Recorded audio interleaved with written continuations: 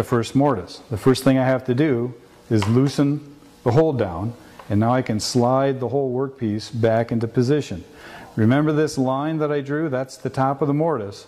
And what I want to do is align the outside edge of the chisel with that line. There we go.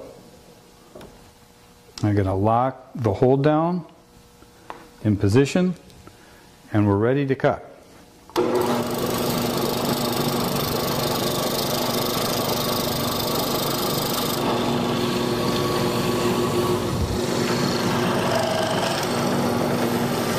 That's the first mortise. Now what we're going to do is move to the opposite end. Align the chisel with the line that marks the bottom of the mortise.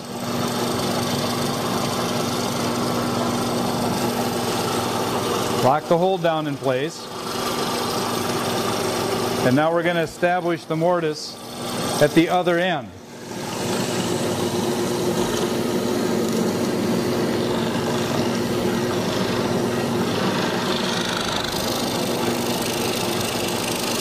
Next, we're going to move to the center.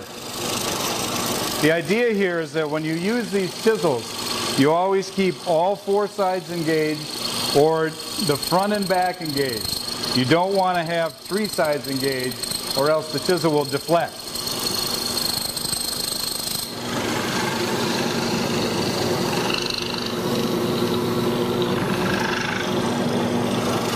Now, I'm going to clean up the areas in between the full mortises that I've cut.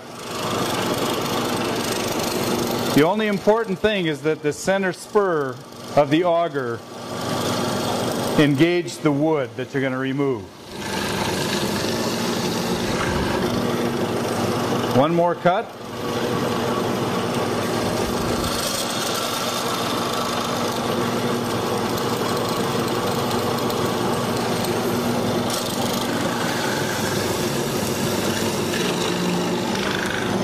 Now you can, after we've cut those four, there's no crime in just sliding a little bit to clean up the shoulders.